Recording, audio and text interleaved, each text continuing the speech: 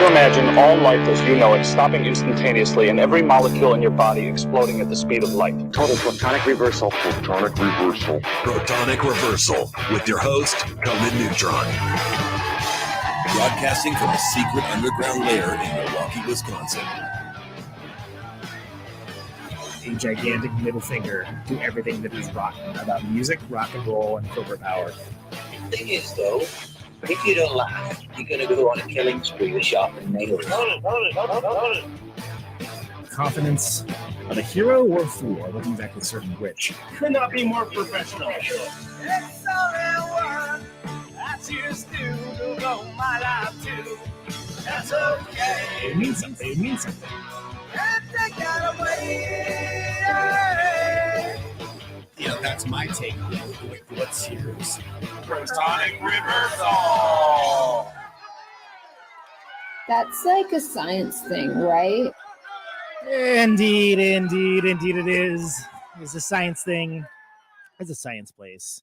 It's a scientific fact that we are all up in your face. It is time once again for the one, the only Protonic reversal. Welcome to it. Welcome to it. Welcome to it. This is episode 289. 289 episodes of this show. Can you believe it? I sure can. Feeling every one of those episodes right now. Of course, tonight we have Ian Miller of Kowloon Walled City, Strangelight, No Lights, Interesting Times Gang. So many awesome things that Ian has done. I'm very excited for this.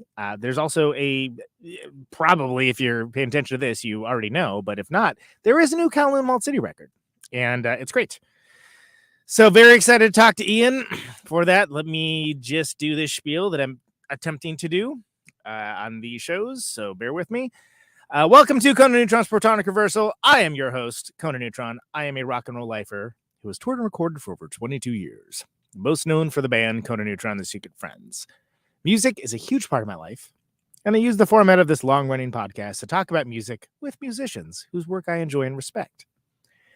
Folks that may or may not be household names, but do something very special. This is episode 289. If this is your first time listening to the show, all the archives are at protonicreversal.com and are always free. No ads, no sponsors, no kidding. If you'd like to support the show and get episodes sooner, you can give $1 a month to patreon.com/protonicreversal. And if you like the show, or even just a single episode, please feel free to share it along, like, subscribe, post a review. All of that helps people find the show. And it's just a nice thing to do. Of course, that is the compulsory podcast spiel that I only have started doing in year 7 and 8 of this show. But yeah, let's talk to Ian Miller now. I'm looking forward to this, man. Ian, welcome to the show, my dude. What's happening, Conan? Nice to see you. Yeah, it's been a minute, hasn't it? It's been several minutes.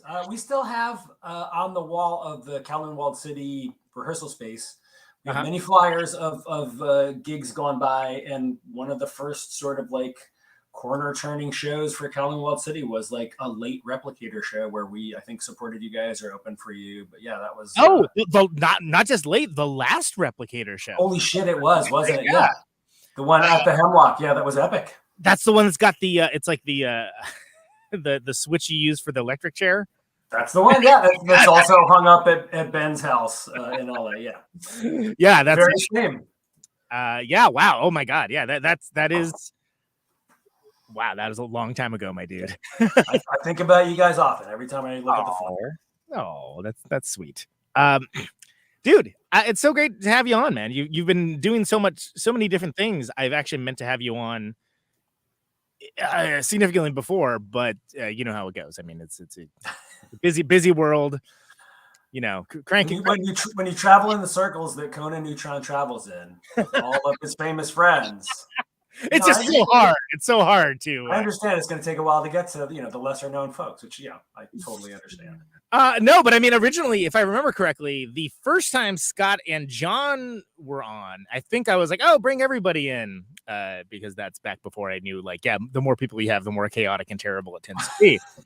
And that, whatever, you were doing something, you're washing your hair, who knows what. Yeah. But anyway, yeah, it's been a long time coming. Is where I'm going at with it. So why don't we start Why don't we start with the fact that I think Interesting Times Gang is interesting. And I think it's actually got an interesting story that may even justify the incredibly long band name, of which I know a thing or two about. Right. So can you tell me how you came to do that? How you came to do Interesting Times Gang? Man, I have been fascinated with electronic music and beat-based music and rap and hip hop for, I don't know, since I was 12, since I first heard like King of Rock or whatever the first Run DMC thing. Those early Def Jam records were, as foundational to me as, early rock and, straight edge hardcore stuff that I grew up on. So that's just always been been percolating back there. And I guess around 2000, I bought my first MPC 2000 and got a very early version of Cubase and started trying to make beats. Oh, and I was trying to make beats even before that. I had a Alesis HR16 and I was trying to do like rap projects like back in the 90s. Right. Luckily, there are no existing tapes of that that survived. There were no survivors for that. There were no survivors. Yeah, I do remember an early. All right, we're going way. It's very early to go off on a tangent, and yet here we are. I mean, have you heard this show? It's okay if you haven't. This show is tangents personified, basically. Okay, so my partner and I moved out to the East Bay to Oakland in like 1990, and I joined All You Can Eat with Devin Morph almost immediately upon arriving here. We found an apartment, we moved in, and Devin was on my doorstep drafting me into his band. So that was super cool. And I met Danny Buzzard, who is now, has gone on to do stuff like Seized Up and is still, another rock and roll lifer dude. And Danny and I had a short-lived rap project. The only thing I remember about it is that I don't even know if we had a name, but we did have a song called "To Hell with the Klan," which was kind of cool. Wow, prescient and unfortunately timeless. And unfortunately, as timely as ever. Yeah, so I've just been fascinated with rap stuff, and I think it was just finally, it was lockdown, and I was working from home. My partner was working from home. I was stuck here, around the clock. I have access to a PC and a 25 key keyboard and a sound card. And so instead of going, my choices seem to be like lose my fucking mind or, double down on the music stuff. And so Interesting Times Gang is essentially the output of me not losing my mind. He asked with a question mark at the end with his voice going up at the end. So it was just like the thing that I could do while stuck at home. And I've been refining the approach and getting a little bit better at, working with this stuff and getting a little bit better at mixing and mastering. And I feel like, maybe the last full length that I did, which is called Beats, Rhymes, No Life, is the most emblematic of kind of the direction that I'm going. There were some other full lengths that I just threw up on Bandcamp. But yeah, that's that thing I'm actually proud of. And I just dropped another 5-song EP just last month. I'm creating these tracks faster than my label can put them out, so they've got to go somewhere. Yeah, I mean it's kind of wild. Like that's a pretty prolific output, but it's, hey, as far as if the dichotomy is make lots of music and or go insane. First of all, it seems like a lot of people have chosen the other side of that. Well, yes. So props. I'm in bands with some of them, actually. Yeah. Oh yeah. Yeah. You know what? I'll just go insane. That'll be lovely. Yeah. But believe it or not, there is actually some editing that goes on. Like I'm not just putting out, I'm not putting out everything that I'm making. Count yourself lucky for that. I am doing some editing and some refinement and trying to be thoughtful about how I release this stuff. But I'm pleased with how it's coming along and how I am progressing as an engineer, for lack of a better term. Like, yeah, it's all seems like it's moving in the right direction. Well, I mean, it doesn't seem ill-conceived or tossed off at all. Right. Well, I appreciate that. Yeah, thank you. It feels very thoughtful, but it definitely. It feels like somebody who knows what they're doing and knows what they're trying to do, but is also enjoying the process of doing it. And for sure, that is accurate. I don't enjoy every step of the process. Like some of it can be very frustrating, like where you feel like you're 80% of the way there, only to realize that you need to tear down the entire mix and start again. But ultimately, it's satisfying when you overcome, you encounter those challenges and you overcome them, or I don't know, you do something to it. You go through them and you're transformed on the other side, I guess. Well, and did you have any sort of, not rule set necessarily, but any idea behind it in the first place of like, okay, I want to make music like this, or is it more just let's see what happens with this?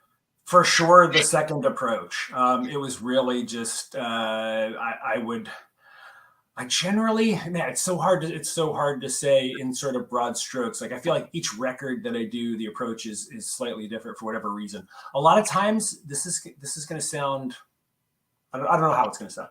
A lot of times, I'll tell you how it's going to sound. Okay. Tell me how this sounds. Okay. A lot of times, it will be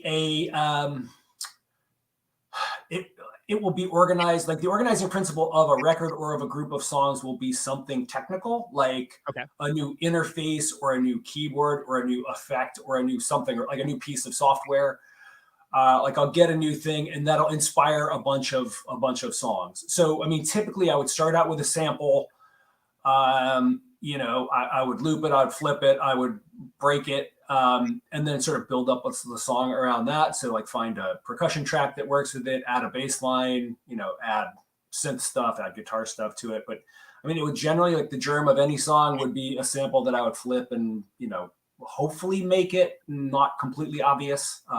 Maybe not. The goal is never to make it completely unrecognizable, but to make it, I don't know. Transform it or camouflage it a little so that it's not like, it doesn't sound like a Puffy song where I'm literally just sampling like 4 bars of every breath you take. And going, Yeah. Right. Trying to stay the other side of the Puffy approach.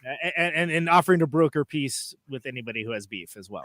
Yeah. That offer still stands. I'm good for that. Exactly. That's good. That's unrelated to the musical activities. Exactly.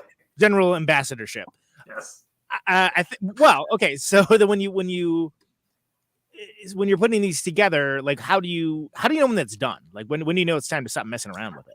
That is an excellent question, and ultimately, I kind of, I guess I've developed a process, and it's still just really like, I'm like doing the shrugging guy emoji, it's sort of like once I fill up all the sonic room, then I'm done. Like, does it have like high end information? Does it have low bass and sub bass information? Is there a percussion track? Is there an identifiable hook that, will get people, attract people's attention and retain their attention throughout? And then kind of once that's done, it feels done.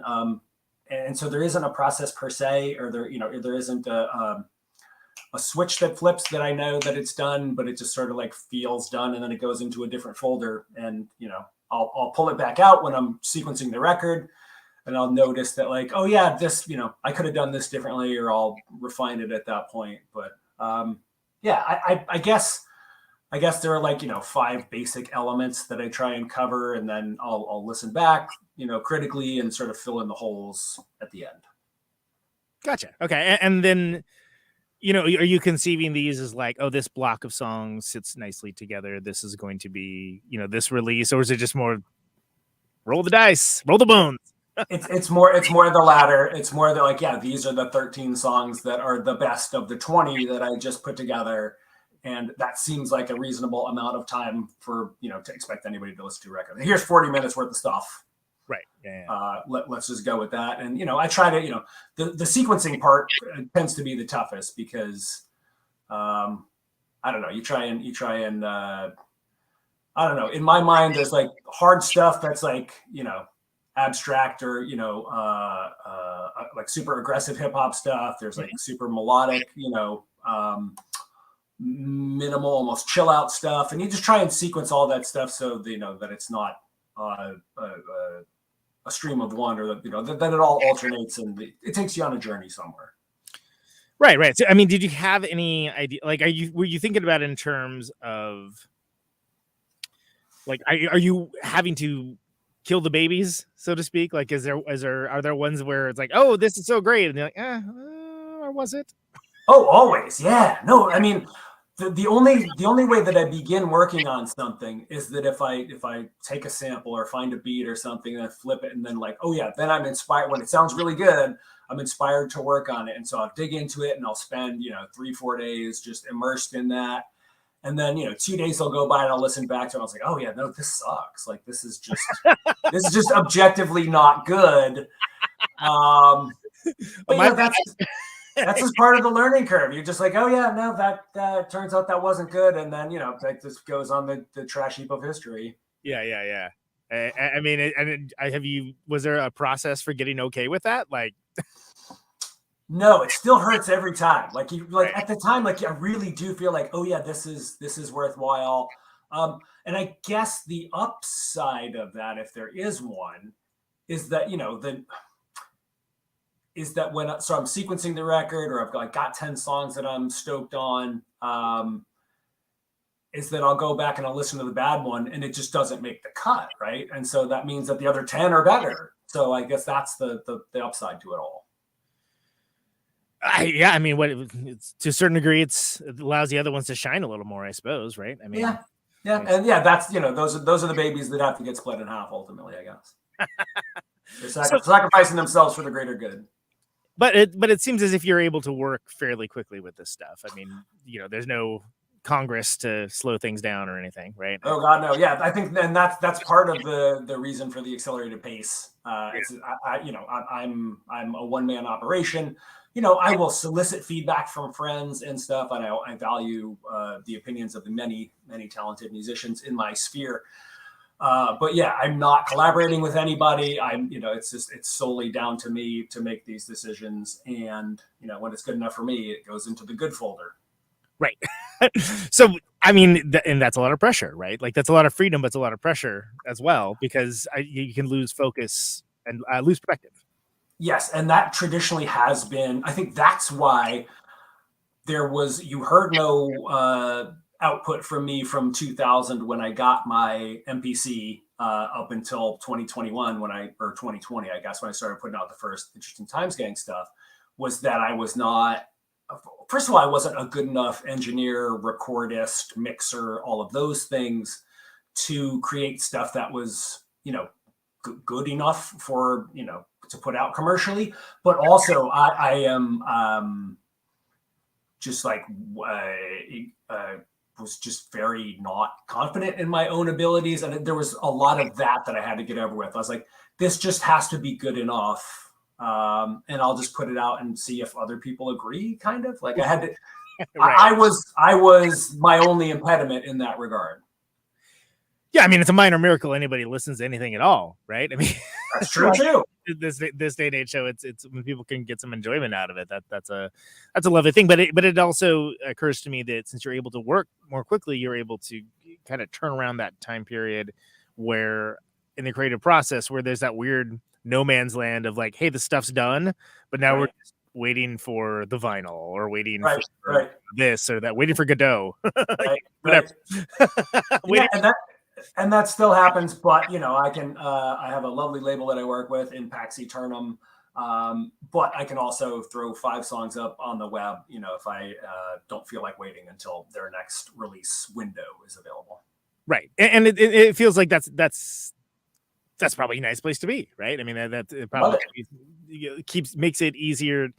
I've known people that get very dissuaded from creating too much because it takes so long for it to get out into the world. And I get it. I understand how that could be frustrating, especially, you put your heart and soul in something and then it's just like, all right. And I guess we'll see how people react to it in 10 months. Right. Yes, and that's the Kowloon Walled City story, right? which was what I was about to pivot to. Yeah, right. Not 10 months, more like 2.5 years. But yes, yeah, I was gonna say like you guys have the glacier like timeline on stuff, but it is absolutely glacial. That's the perfect image there. But hey, you can't argue with the results. It's like I think you guys, it's very well conceived and well thought out and articulated, and it's always something that for the folks it's going to catch the attention for. It's going to catch the attention. People are going to be there for it. Yeah, it's nothing if not thoughtful, that's for sure. Like, believe me, we've put more than enough thought into these things. You may not like it, but we thought about it a lot. And this is the end result. Yeah, exactly. Exactly. Yeah. You don't have to enjoy it, but it's very thoughtful. Yeah. Give us credit for, being deliberate in every sense of that word. Well, and it's interesting too, because I think this new one, you're kind of exploring some of the similar-ish territory that you started to get into with the last one with grievances, where like stuff would be a little more spacious, a little more like John Howell sort of discordance going on, mining like unwound and stuff as much as unsane, right? like that kind 100%. Of. And it's an interesting progression because when I think back to Truck Taylor and Jones, where we're just like, oh, you had this crushing machine of sound that was coming at you, and now it just seems like the crushing is still there, but it's a little more calculated and is applied in different ways. And I mean, was that something you guys thought about? I mean, you guys think a lot about that band, so. Yes, absolutely. I mean, ultimately, it's it's John and Scott who come up with the vast majority of the material. So I feel like I'm speaking on behalf of them. I will try and represent them well. But I feel like the answer to the question asked is an unqualified yes. Like, this was supposed to be the record that was not going to have any distortion on it at all. We were like, everything was meant to be clean, and clearly we did not cleave to that. We gave up on that relatively quickly. Was that like 2 days, 2 minutes? Like what? Yeah, 20 minutes in, like we're not going to be able to pull this off. No, but those guys wrote all of this stuff thinking that we were going to, we were going to be naked. We're not going to be able to hide behind anything, including overdrive gain, distortion, anything like that. We were picturing it like a Gillian Welch or, a country record, a Willie Nelson record or something. Okay. Clearly, that is not what the end result sounds like, but that was sort of the creative brief, which I think is really cool. And, the fact that we didn't hold to that, I don't think is, there's no inherent value judgment in that. It's just like, that's not our lane. Let's figure out what we can do that sort of approximates that, I guess. Does that make sense? Yeah, no. And it's funny you mentioned it being like a country record, because I mean, the thing I thought of was like Low, and how they can make it to be like intense and in some cases very heavy, but oftentimes with there not being a lot going on that would signify that. Absolutely. Yeah. It's an emotional weight with the lyrics and the production, a lot of times it's what's the thing where you're afraid of enclosed spaces? Be on the screen. You should make a point. Agoraphobia or acrophobia? Acrophobia at heights, right? But the other one, where you don't want to be in agoraphobia, I think. No, that's where your fear of open spaces. What's the fear of? I don't want to be stuck in a small tube or whatever. Claustrophobia. Thank you. I feel like a lot of the low mixes are claustrophobic, and it adds all of this extra dimension to stuff that, and then it makes it way heavier than like an Emperor record or something, or like a Black Breath record. Like that shit is truly heavy in a way that metal bands aren't. Exactly. And so then it's a way to keep that weight, if you will, right? Mm-hmm. But apply it in a different direction, where it's almost it has more the space of like, think of something like Stalker, like the movie Stalker. One of my favorites of all time, as you well know. As I do well know, yeah. And like how there's just these chasms of space, like in that film, sometimes literally. And it makes for something deeply compelling, because for a certain kind of person, it's going to draw that person in. Yeah. And I mean, it's a great aesthetic. It's certainly something I enjoy. I don't know if anyone's ever gotten platinum records catering to Kona Neutron, but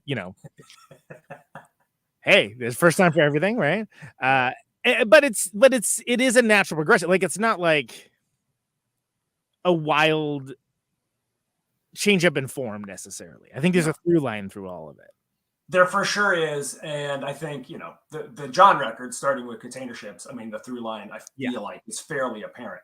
The guitars get less gainy, the vocals get less screamy. We are more deliberate with our use of space. In every sense of the word. I feel like, and Scott has gotten improved dramatically as a recordist and mixer over those times, and so he's both the aesthetic vision have become clearer, and Scott's abilities along the same trajectory he's gotten better at being able to convey that stuff sonically, to get it across. Right. Exactly. Yeah. And he was no slouch before, but yeah, he's certainly like he's like a 15th level fighter mage now, right? Right. So, he started out like 12th level, and like he's accrued some experience points along the way. Exactly. So I think that well, and when I had Scott on, and I had Scott on when you guys did the Tony Chacombe thing, the Shallow North Dakota release, or actually I think it was like right before that came out. That's a real interesting record, and like since then there's there's been other outpourings of creativity towards that man. I got Scott's take on that. Can you tell me a little bit from your perspective, like how that all came together? Because again, I'm not assuming everyone's heard every episode, but right. It's out there. But we tracked a Shallow North Dakota cover. Now you might have to go back to the Scott episode and fact check me on this, but it was definitely when Jason Pace was in the band, because our original creative brief for Kowloon Walled City was going to be like equal parts Unsane, Godflesh, and Shallow North Dakota. And of course, like growing up in the heavy music world, I knew Unsane, I knew Godflesh very well. Had never even heard of Shallow North Dakota, much less heard them before I met Scott. Yeah. And Scott turned me on to them, and I'm like, oh, okay. These like Canadian lunatics have really tapped into something here. And so we tracked that song. We've tracked a couple of covers, but we've released precious few of them. Luckily, I think they haven't all been successful. But for a while there, every time we recorded an LP, we would also, just as you do, to sort of fill something out, you also attempt to cover. And they, I think on balance, have been bad. But the Shallow North Dakota one turned out great. And, it was it was us, I guess, paying our debt to a band that was heavily influential to Kowloon Walled City to that point. And when Tony was diagnosed with cancer, I don't know, Scott was the point person behind that, but he reached out to the Shallow North Dakota folks, and we got the Kenmo people on board. Yep. And we were able to put out that record with an unreleased Shallow North Dakota song and make some money for Tony and his family. And I feel really good about that. That he was able to get some of his laurels while he was still here. I think is really valuable in a lot of ways. Yeah, that's give people their roses while they can still receive them, right? Yes. I'm trying to do that with my friends in my everyday life now. It's like you see all these lovely, touching tributes to people who are gone, but they don't get to enjoy them. So tell your friends that stuff now while you still can. Yeah, I heartily back that. So you mentioned Mr. Pace, Mr. Jason Pace. It occurs to me that I don't think I've really talked about Snail Face. Oh man, okay. On either time Scott was on, and I'm thinking that it's entirely possible that I did, and I just don't remember because I don't sit around listening to old episodes. But I think Snail Face is like pretty interesting. So, first of all, Ian, what is Snail Face, and how did they come to pass? Snail Face is the alter ego of Kowloon Walled City, and let's see. I remember how the name came about because we, at that point, Kowloon Walled City was practicing at Francisco Studios in the Tenderloin at Turk Taylor and Jones. And we were literally in an underground, like in the basement level, where we would get actual snail infestations in our room because it was so damp. You'd see snail trails going along. Yeah. And Jeff, our former drummer, was like, what if I just passed out here and woke up with like snails all over my face? And that was the genesis of Snail Face. Stop digging, you've struck gold. Right, exactly. So I think when we finished, it may have been when we finished Richter Scale, we're like, oh, let's just do like a thing where a recording project where we blow off steam, same personnel, but we'll just make it goofy. And so we did the first Snail Face record, which is just like the dumbest stoner rock you can possibly conceive of. So like we came up with the riffs on the spot, wrote the songs on the spot, and then we turned it over to Jason for the lyrics. And he is just a wizard, and he just came up with. Well, no, I came up with some of the lyrics because I wrote Drug School, right? But it's 2 and 3. Snail Face 2 and 3, which are, the next, like we would complete a Kowloon record and then do a Snail Face project, one for them and one for us, right? 2 and 3 were almost entirely the work of Jason on the lyrical front. So the second Snail Face record was a concept album about cryptids. So, as one does, yes, the skunk apes and the Sasquatches of the world. And the third one, I think we were starting out, and the concept was going to be a concept album about like Timothy Treadwell, the guy from who got killed by the bear or whatever in the Werner Herzog documentary. Grizzly Man, yeah. Grizzly Man, thank you.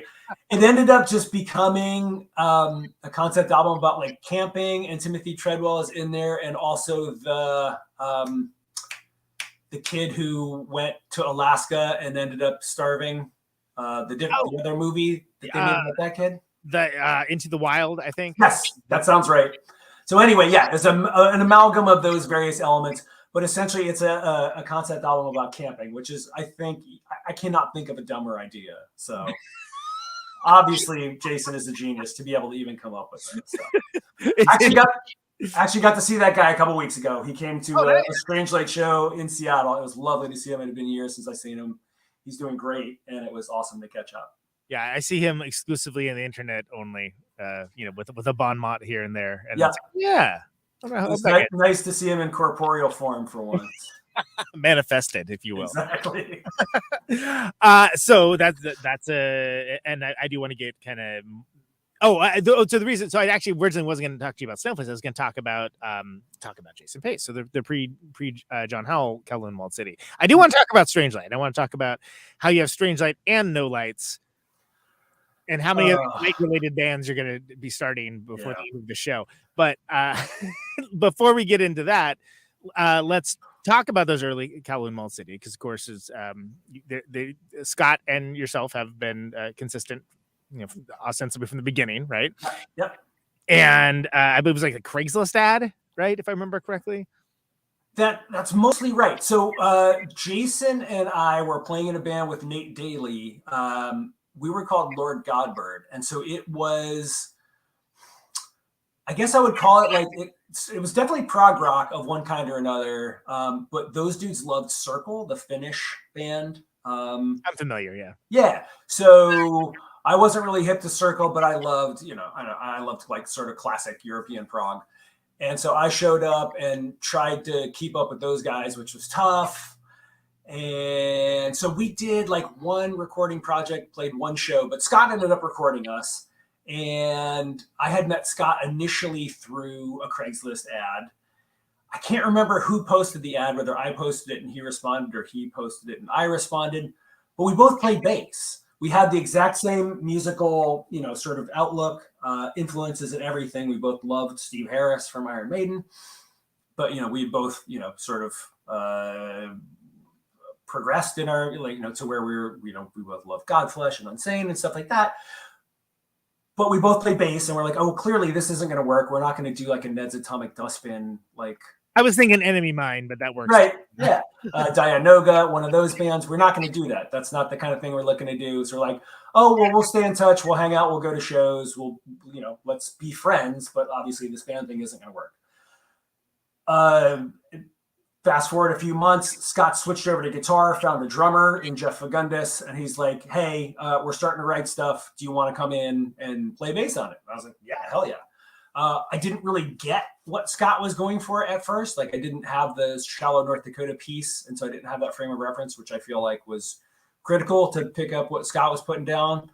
So I won't say that I initially like saw his vision. It was very much his vision, very much still is his vision. But I liked playing with those guys enough and hanging out with them enough that I was like, all right, these guys seem cool. Let's give it a go. And in many ways, I still kind of feel like that. You're still giving it a go? I mean, I don't always see yeah. The destination now is clearer in my mind than it was back then. Sure. Like I don't always see or hear what Scott sees and hears. But at this point, 15 years on, I trust the guy. Like I know he has a very clear vision for what he wants. So when he says, don't play that Ted Nugent shit in that part, that's not what we're going for. I'm like, okay, that's cool. I will not play that Ted Nugent shit in that part. Yeah. Yep. He has his vision and I'm going to help him execute it to the degree that I can. Well, and it seems very articulated, just coming off the starting blocks, at least in terms of, just from the early shows, it was sort of like, oh, and at the time I did not know Shallow North Dakota at all, but I was like, oh, okay, so I got what you guys were doing. Of course, I at that point had any band remotely termed noise rock had like played with us at some point in every city in this country, so of course I knew what you were going for, but it did seem fresh though at the time because nobody was doing exactly like that. Right. And then I think it was like fall 2008 is when you did that first EP, the Trick Taylor Jones EP. When that came out, if I got my timeline correctly. Sounds right. And it was very much like it's a statement of intent in a lot of ways. Yes, I agree. And like I said, like not every band is that intentional, but Scott like had this vision and he fucking executed it. Like he's like, yeah, this is what I want to do, and he set out and did it. I'd never been in a band with a guy like that before. It was always like 4 dudes who showed up, and because it was always dudes, 4 dudes who showed up and would be like, yeah, I don't know, is this good enough? And we all be like, yeah. And it was just sort of like the bar was very low, and all we wanted. Who's gonna sing? Yeah, I guess I will. Yeah. The bar was very low. All we wanted to do was hang out and play shows. But Scott was the first person that I'd been with where he had this vision, and he was just like looking for people to help him realize it. Yeah, it's a very different relationship creatively. Yeah, and there has to be a certain degree of trust there as well. And but the result from the outside world is it seems like the band springs forth fully formed from the head of Zeus, right? And even in a way, and it was so interesting watching people kind of catch on to that, because I think you guys kind of took people off guard, and fans now may not understand this. I didn't understand it at the time, but again, if you go off my tastes, et cetera, but it seems like it was off-putting almost for some people, and then people kind of like, oh, okay, okay. There was kind of that familiarization that happened with it. And I think part of it was just once you had that first EP, like it was easier for people to kind of wrap their head around to a certain degree. Sure. Yeah. This is our manifesto. This is our statement of intent. Yeah. I totally get that. Yeah. You kind of don't know what you're getting until you get it. Yeah. And again, we're not talking about me. I'm talking about other people. I got it. For sure. One doesn't know what one is getting. But you know what? But it's also like there's plenty of bands that are fantastic that just like for whatever reason it doesn't connect with people at the right time, or they continue to elude or baffle people that are not total freaks, nerds, and weirdos. So, it was nice to see like a steady progression of people kind of getting on board as you guys sort of finally honed your craft and move forward. And so. And there was I remember at the time too. It's a couple years later, right? You do the lose. I'm like, what are they doing? It's a split with multiple bands. Like, how does that? And I was trying to I heard it described to me. I'm like, how will that work? Exactly. Right. It's a 1.5 7 inches. Yeah. Yeah. Exactly. And then I was like, and when I saw it, I'm like, oh, okay.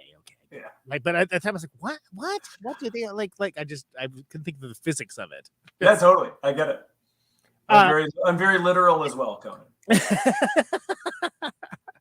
But then but that's Fight Amp and the Ladder Devils, right? And those bands seem like kindred spirits to the kind of thing that Kowloon was purveying at the time.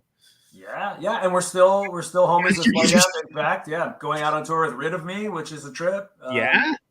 Some of those same kids from 10 plus years ago now. So yeah, in fact, I guess it's be relevant to mention those tour dates, right? That's starting in the 14th at the time of this recording. Is that right? The first one's 14th. That's the first one that's on your Bandcamp. That sounds right. Yeah, the first show is in Pittsburgh. In fact, Pittsburgh, Mr. Roboto, Black Circle Brewing the 15th, Indy, Beat Kitchen, Chicago, Sanctuary, Hamtramck, not Detroit, Hamtramck, Mohawk Place, Buffalo, York, Brighton Oaks Lodge. Right? Last minute venue change. Yep, no longer in the Middle East. St. Vitus, April 20th, Brooklyn. 2 nights. One of them is going to be Container Ships. We're doing Container Ships in its entirety on 420, bro. That's wow. All the bongs. That's going to be. Don't you think? Like, I just think we're a funny band to play Vitus on 420. Like, shouldn't they have gotten, I don't know, Bison or Connoisseur or one of those like bands? Well, but it's 311. I don't know. Bongzilla, why not? Bongzilla, fuck yes. And then Philadelphia, Silk City Diner Bar and Lounge. Is that right? Yeah. Autobar. God, hell yes, in Balmer. I've not been to Autobar in many years. Love that spot. And of course, Comet Ping Pong in DC on April 24th. So again, you can find that on the internet. Songkick, is that what do people use to find? It can't be Facebook events. There's no possible way. Definitely not Facebook events. I feel like, I don't know. I'm only one person, but I just end up going to Instagram for everything this. And all of those are on our Instagram. So right. And I'm getting that out there now because I will doubtlessly forget about it and then kick myself an hour out. I forgot. Damn it. 4 days. So that's why I mentioned those now. So anyway, so cool. So yeah, if you are a fan, doubtlessly you probably know about these dates already. But if you do not, go out to these dates and bring all the bongs to the 420 show. Apparently, you want to bring ones for friends. Maybe they forgot their home. Right. Exactly. Anyway, that's enough bong related humor. So you got the triple split with those guys, and then all these years later doing shows with Rid of Me. Did you have an idea at that point? Well, there's also the more traditional. It was what was the band? Battalius? Battalius. Yeah, we did a split, Anthem and Lava, a split where we traded vocalists. That was super fun. Yes, that's right. I remember there was a funny conceit to it, but some of this stuff I don't know, man. Yeah. So Fade is on our version of Anthem, and Scott is on Battalius's version of Lava. Right. I still love that. I think that's some of the coolest stuff we've done. Like, some of the coolest stuff we've done is thrown away on these weird little records that nobody's ever heard. Like, we've been revisiting Commuter, that song. It's one of the songs on the Lose Lose Lose record. I think it's one of the best things, probably the best song we ever did with Jason. And very few people have heard it because it's on a 3-way split that a lot of people, had limited production, and a lot of people just haven't heard. Yeah. And apologies, and sometimes I'm bad with song titles, but we have a song called The Commuter on the new one. I was like, oh, right, I forgot they have one, but it's okay. Luckily, nobody knows about our version, so very, very little danger of confusion there. Nobody knows about ours either. Don't worry about that. Hell yeah, dude. But getting down to it. But the reason I brought it up with Scott as well, because I think those are interesting releases, and I think the idea of the singer, like changing singers out, that's interesting. I don't think I've actually ever seen a band do that before. I can't think of one. I mean, I'm sure there are punk bands who have done this over the years. Guaranteed that I even have some in my collection. None are springing to mind for me either, and I can't even remember how or why we did that, but I'm thrilled. Like, it was just very cool to have Fade sing that thing because he is a distinctive vocalist. I love his singing. I love Battalius, the band, at any rate. But that just came out so cool. I love it. People, if they haven't heard it, at least go listen to the Battalius side. It's great. Yeah, it's worth checking out. I've got it in my 7-inch box that I don't really play that often. Yeah, but, who does? You can find them. I think that those two songs or that one song is on our Bandcamp. But anyway, I was gonna say find them on the internet where everything lives. yeah, indeed. So then there's but there's a run up with these releases to Gambling the Richter Scale. Right. So can you tell me what was going on with the band at that time and like what was in your head? Good question. Scott's initial, again, this was his vision. He had this all mapped out in his head, apparently. He wanted to be one of those bands like Godflesh, like Unsane, that literally did not evolve. You know, Unsane has done one thing for 30 years. Love it or hate it. Yeah, it's the thing.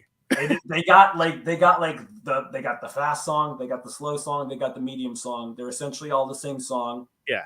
Love them. Great fucking band. Absolute godhead for heavy music in this country. That is not meant as a slight. And Scott wanted to be that, but I think, you know, he realized very early on that wasn't going to happen. The strictures that he'd set up for himself were in fact too strict. I think so. He found himself pushing against those, or coming up against those. And so I think, while you said there is a through line, I think you're right about that through all of our releases. There's certainly a through line between Turk and Richter Scale, but there's all kinds of frills on Richter Scale songs that you will not find on Turk. Like, Jason's playing like cool melodic leady stuff, and right. We're all sort of exploring the studio space a little bit more. But honestly, that was against all of our best interest. I mean, not against our best interest. That was all against all of our best intentions, because we were not trying to evolve. We were trying to stay the same, and despite our best efforts, we could not do that, apparently. Evolution, right? It just happens, man. Yeah, exactly.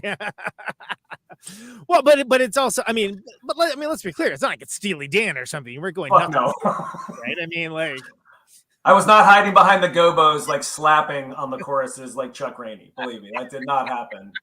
Despite what the internet will tell you, I was not doing that. Yeah, the internet is wrong in this case. But there did. It was a progression forward, right? Yes. It like not sacrifice any of the intensity, but also it seemed more like, well, it could be more than just like the band playing in a room kind of vibe. Not that there's anything wrong with that. I mean, some records are like that, but it's as a record, it started like that feel. Yeah, there were accoutrements, there were filigrees and shit on there, where there weren't any on the first record, and it's still what like Scott really did record us. Both of the first two records were recorded in the rehearsal space as a band. There were fixes and overdubs and stuff, but that is the sound of four guys playing in a shitty rehearsal space in San Francisco. Absolutely, yeah, which is For those that ever, well, I don't know if it's like that now, but at the time, especially, it was sort of like, oh yeah, you have to just watch yourself while if you're going outside, like, oh yeah, no shade, but just be very aware. Maybe if you have a drunk friend, don't let them wander around alone. Amen to that, and yeah, the TL is still like that. While all the rest of San Francisco is getting gentrified, I think like Turk, just that side of Market Street, still pretty sketchy. Turk Street still survives. there's a little bit something beautiful in that, actually. And I love it. And so Conan, like I always used to say, like, if you think San Francisco is getting gentrified, go to the Walgreens at 16th and Mission, and you will get a taste of what real San Francisco is like. There's always insane shit. So that Walgreens finally closed down. It's gone. Whoa. Yeah, I know. It was an institution.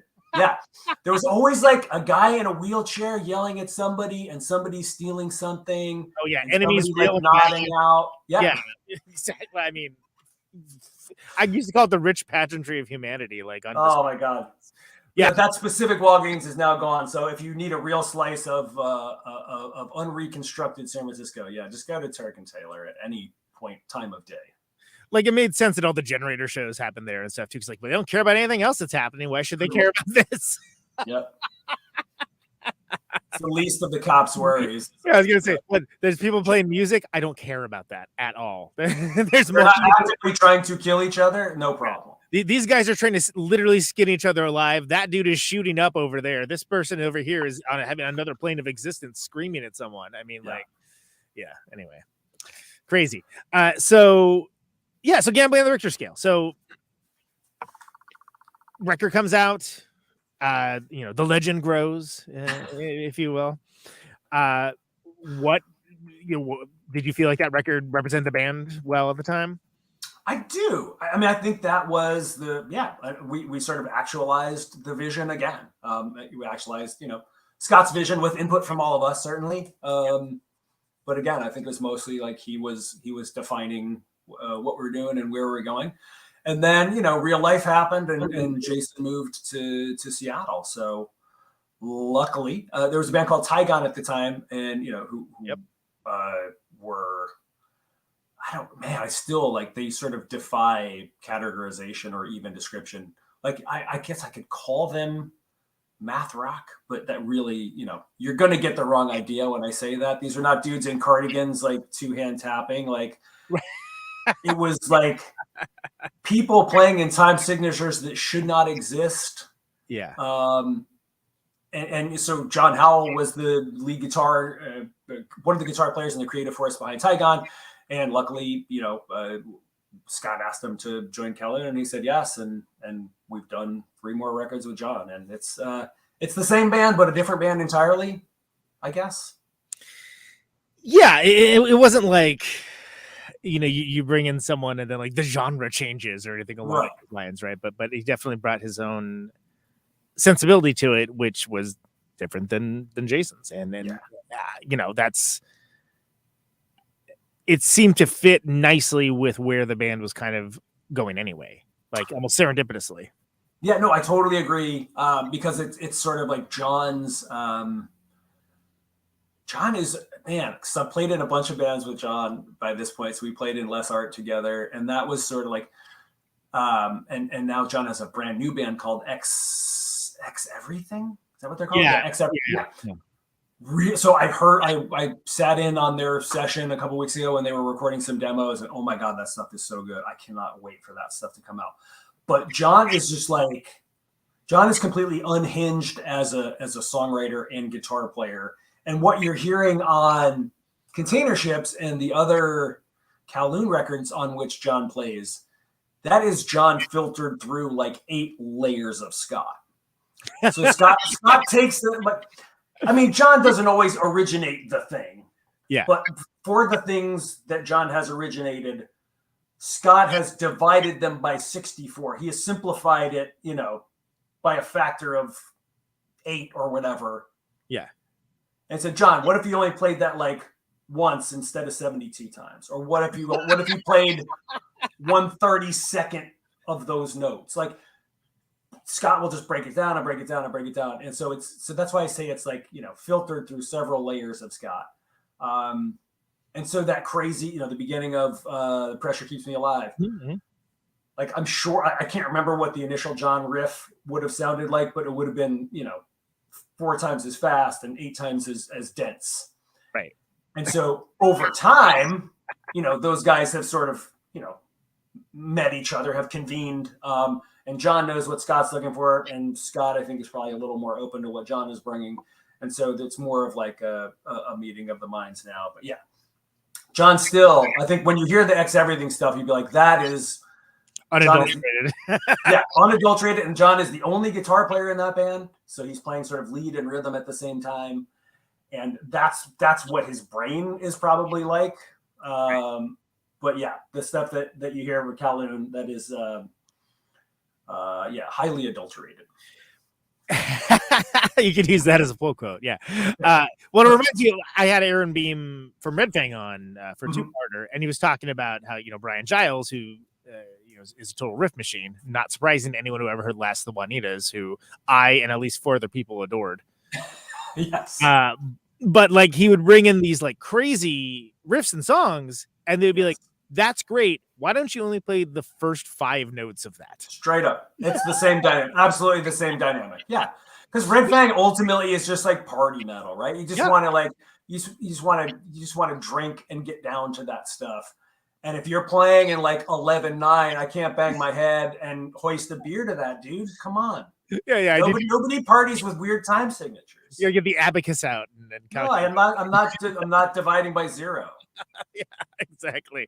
So it's interesting to hear that deployed in different manner, but almost similar-ish effects. Obviously, Kowloon Walled City and Red Fang are never going to be mistaken for each other, but I think that's fascinating because both guitarists come from a world where like they're just got these incredibly complicated things that they're going out, but it's like, but there's so much good stuff there. There's like enough stuff for like 4 songs in that riff you have for 1 song. Precisely. That's John. And when you think of like bands that have no riffs whatsoever, you almost wish you could send some over. Like, hey, we're not using these riffs. Go ahead and use those. I'm picturing like like UNICEF or something for like Goodwill for riffs. You could be airdropping riffs into riff impoverished areas. Fuck. Let's do it. Let's set up UNESCO riff sharing. So, John Howell can provide riffs to all these poorer areas that just his riffs could power small countries in Eurasia. None of that material was prepared, by the way. That's all off the cuff. So that's what you get with Protonic Commercial is unadulterated as opposed to adulterated riffage. So okay, but enough nonsense. So you got him in. Right, and he's killing it. Changed dynamic a little bit. It didn't. I mean, stuff with Jason. Obviously, it seemed like that was fine. Like with really, like we still hang. Obviously, just that he was moving away to pursue an actual career and couldn't do that in the band. Yeah. So, still love him to death. And should there be another Snail Face, Jason will absolutely be involved. Yeah, I mean, why not? So, I mean, it's funny because to me, Snail Face seems like the ultimate sort of COVID style record way before COVID, right? Oh yeah, it would be for sure. Like when it was like they made a record about cryptids. I was like, wow. That's some 2021 shit if I ever heard it, right? I was like, that's a lot for me. But holy man, like I salute that one. There's respect. Yeah, we had to go real deep because we had like 8 or 9 songs, and I didn't even know that there were 8 or 9 various cryptids. So we had to. People would think you're talking about cryptocurrency, which is right. NFTs, board Sasquatches and such. Right. You can make the NFTs of the creatures depicted in the album. Fuck. Cut this part out. We can't let anybody hear this. I'm gonna say keep that one for yourself. Yeah. So talk about Lessard, if you will, because I think that's an interesting band, and like I feel like everybody knew about it, and then like everyone forgot about it. I mean that's reasonable. I think that's fair. So Riley Breckenridge, who plays drums in Thrice, right, and I used to have a podcast. We had a podcast called Productive Outs, and it's baseball themed. And the conceit of the podcast, and we had a Twitter account, still do theoretically have a Twitter account. The conceit was, here's 2 heavy music guys, but we also really love baseball. Really like baseball. Like it's an in-depth show. It's Riley played at a very high level. He played up and through college. I never played at any high level, but was just, I was like stat nerd guy and stuff, and really loved the game. At one point, Yasiel Puig, who was a Cuban phenom, defected to the U.S. And Riley, on one of our shows, made a joke about, wouldn't it be funny if there were something like a Puig Destroyer? So like Pig Destroyer. Like the band Pig Destroyer, for those. Right. I mean, the audience of the show probably gets it, but on the off chance that maybe they don't, there is a band called Pig Destroyer that adds an ethos. Right. They have sound, and they have a thing. It's instantly recognizable. Yeah. And they're called Pig Destroyer. Right. And so Riley said, Puig Destroyer, and I laughed, and we finished the show. And then like 45 minutes after the show wrapped, I called him, and I was like, yo, we have to do this. We have to do Puig Destroyer. And so within 7 days from that incident, we wrote and recorded an EP of like 8 songs, grindcore songs about baseball. It's about 8 minutes long. We recorded it and put it up on Bandcamp. So it was Riley like programmed the drums because no human being could play that fast. I wrote all the songs on bass. We drafted John from Kowloon Walled City to play guitar. And we got Mike Minnick, who had been in Curl Up and Die and was out of a job at that point, to help write the lyrics and sing. So we did all that. Like it literally like was 7 days from idea to execution. And that's probably the thing I am most proud of in my entire musical career. Not that it's good, but that we did it. That you did it, and with such at a high level, but with whatever. We committed to the bit. That's what's important. Yeah, exactly. The turnaround time, so it was still like in the zeitgeist. Yes, yeah. And so blew my mind. I was like, "Whoa! How did they? What?" Yeah. So we got because like, haha, that's funny. Puig Destroyer, and then I was like, "Oh wait, no, whoa, what?" Yeah. Like it was like multi-layers that an onion to unpeel of yeah. So it was a little zeitgeisty, and so we got we would get featured on ESPN and on like MLB.TV or whatever. Yeah. There's footage of Yasiel Puig at the MLB offices, like someone plays it for him, plays the song for him, and he's like, "Yes, this is good." You can clearly it's very clear that he doesn't like it, but he says yes. Just trying to keep the public. He doesn't care, exactly. Yeah. And so we ended up doing another EP and an album after that, and it was super fun. And then I don't know how many grindcore songs can you write about baseball? Like 30? You tell me. Yeah, not any more than 30. I've written 30 is the upper limit, dude.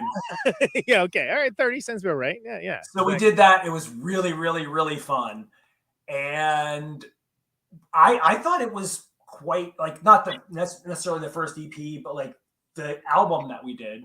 We actually put it out on No Sleep Records. It sold well, and I thought the music was really good. And I wanted more than anything else. My impulse for making Puig Destroyer a real band was to see Mike Minnick perform again, because at that point there was no prospect of Curl Up and Die reforming.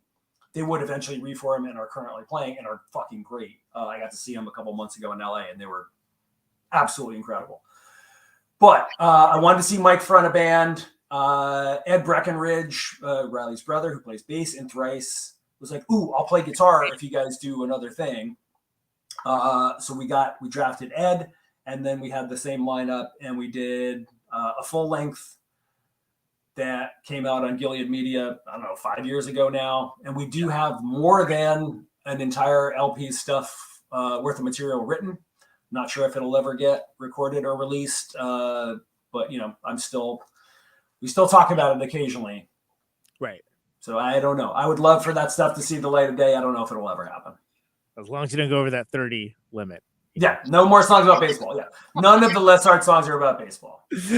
Well, and so, yeah, I mean, hey, like, and like I said, like that was the whole Puig Destroyer thing was amazing because it was very much of the I didn't even know how to say the guy's name. I apparently still don't. How do you say it? I think it's Puig. Puig, like PWEEG is sort of the pronunciation. Okay, yeah. But I had seen it written, so I immediately got it. I was like, oh, that's great. That's awesome. But yeah, so Les Art, was the idea ever to kind of do it as a band, or? Yeah, I mean, we did do a short tour. We did like a 10-day or 2-week run along the East Coast back then. I guess I don't want to call it unfortunate because it's not unfortunate. It's fortunate. But the thing that has, Thrice reforming and getting really big, getting really busy, and really against all odds, sort of becoming super popular again and doing a couple of really great records. Yeah. That's worked against, Les Art becoming a real thing. And God bless those guys. Like, that is their livelihood. Yeah. Obviously, that is their number one priority. This is how people pay rent and feed families and stuff. And I love Thrice. But I think those guys ultimately are just too busy with that stuff to think about this. And like I said, Mike is back doing Curl Up and Die. So, and John has a kid now, or we'll have a kid very shortly, and a new band. And so who knows? Yeah. I mean, it sounds like it's like a never say never situation, but probably not a front burner. Yes, that is a very accurate description. Let's do that. This is going to be one of the most wild change-ups in a while, but I still remember you playing in Truxton, man. Holy shit, yes. Man, I still talk to Hansi and Jeremy, obviously, and Ben. Because Ben did time in Truxton as well. Still doing time in Truxton. Yeah, saw Ben when I saw Curl Up and Die a couple months ago. We were down there for the Decibel Metal and Beer Fest, and I got to see Ben and Claudia, and that was great. Awesome. And yeah, Truxton was super fun. I loved Truxton before I joined Truxton. I think that Hansi is an incredibly talented songwriter, singer. Love that dude's music. Mm-hmm. Loved playing with Jeremy. Loved being in that band. We just couldn't. I don't know. Just couldn't get the market's attention. I guess for whatever reason. It wasn't. I mean, it wasn't for quality's sake. You know, it was fantastic, but for whatever reason, that time in the Bay Area just. Wasn't looking for a band like that. I don't know. I can't quite justify it myself, really. Yeah. I mean, I still think, Hansi's still one of my favorite singers. I love that dude. I love the songs. I love the music that we did. It's just, I don't know. If you're not, what's the best way to say this? If you stay in a narrow genre, it is somewhat easy to get some currency, to get some visibility. Like if you play hardcore, if you play metal, if you play noise rock, you can guarantee yourself of selling X number of copies, and have Y number of people show up to all of your shows in cities across the country. Yeah, potentially sustainably. Yeah, Yeah, potentially sustainably. If you're playing sort of ourselves, yeah. If you're playing sort of like melodic rock and roll, there is no built-in infrastructure to support that. It's like you're competing against Foo Fighters or whomever. Right. And how do you even break in it? Like you can't unless you're Dave Grohl or I don't know, get management behind you or something. How do you even crack that? Yeah, there needs to be some additional hook to bring in people because there isn't that subgenre, that subculture of dedicated people that will seek it out and like tell all their friends about it. And yeah, man, it's a shame because I remember at the time of like all the bands are around. I'm like, whoa, Truxton's the one that like, hey, Live 105 pays attention. You never know. And most of the time it's like, come on, no. But that band is like, well, I could have seen it, man. Yeah, they could have been Third Eye Blind, right? Like, yeah, I don't think there's that much difference. I mean, the songs are way better, frankly. Fair enough. Which doesn't always mean they're going to be more popular, but they were not at all. In fact, it can be also quite the opposite. Yeah, absolutely. But yeah, I wanted to throw that out there because first of all, it's been a while since I've even like listened to Truxton, but oh my goodness, that's still a regular listen for me. I mean, that's a good band. It's a good band. Strong agree. Teen Archer too. Yeah, that was a thing that we were doing for a while, and that was one of the first things that Scott recorded out here. Scott showed up with his ThinkPad laptop and like an 8-channel RME interface in this room that I'm sitting in right now, and recorded me and Lisa doing a bunch of songs here as Teen Archer. So that was me playing baritone guitar and singing, and Lisa playing drums. That was super fun. I wish she still played drums. She's a great drummer. I agree. Yeah, super interesting. Like maybe not technically like super awesome, but always came up with really, really cool, interesting parts. Yeah, I mean, definitely a musician's drummer. I don't know what that means. Never mind. Yeah. As he came in from a point of like, playing piano first, and like, and then like learning drum. I want to learn to play drums. Okay, and then of course she was great at it. Very so coming out from that perspective. Okay, so all the people that only tuned in for Kowloon Walled City, their attention spans are certainly waning at this point, I'm sure. But it's all part of the tapestry, my guys. All part of the tapestry. So we were on container ships, right? We were talking about container ships, and then grievances. Grievances comes in, which to me, like, at the time I was like, oh, this is my favorite Kowloon Walled City record. I don't know, I'd have to like sit down and think about it, which I don't do very much now, but like that was like, to me, now that I've seen what you've done after it, it's like, oh, this is almost like a joiner record between the two eras. Yeah, I mean, I think that's in fact how I think about it. Yeah, so as much as Scott didn't want to evolve, we continue to evolve in spite of ourselves. But it's like a Darwinian scale of evolution. It's like very, very, very slow. It's over eons. It's very slow. And I think the through line there between Container Ships and Piecework now is very obvious, with Grievances being that joiner record. You can hear what's coming. And I think on every record that we've done to date, it's sort of like we get closer to whatever the platonic ideal of what Kowloon Walled City is, and I think we continue to do that. Yeah, and it all sounds very much you guys too. Like there's never a moment where we're like, oh, that sounds like this band. It always no, that sounds like Kowloon Walled City. Right. You know. Yeah, for better or for worse. Like I think I don't know. I've encountered bands like that in my life, and I'm like, oh, I don't have any frame of reference for this, therefore I don't get it. Right. Yeah, absolutely. And I just can't find a way in. And that might be what this band is like for some folks, and that's just the reality of it. Luckily, there are enough people out there who seem to appreciate it that it makes it worthwhile for us to keep doing it, though. Yeah, I mean, I think back to somebody asked like Chuck Berry what kind of music he played, and he said, "Oh, I play Chuck Berry music." There you go. So you guys are playing Kowloon Walled City music. That's as good a description as any. no, I was like, Chuck Berry. We play Chuck Berry music also. Yeah. No, that's a side project, but yeah, that's an unrealized one. So between I don't have after Grievances, nothing happened for a really long time, and then we put out Piecework. This one, but you were still busy. No Lights, if I remember right, I think was around that time, right? Yeah, No Lights has put out a couple of things. We put out an 8-song, I want to say, cassette, and then two EPs. Yeah. So let's see. I'm trying to come up with the timeline for all this. At some point, Jeff, the original Kowloon drummer, moved to the Central Valley, back where he was from. He has people down there, aging parents to care for. So he went back to Fresno.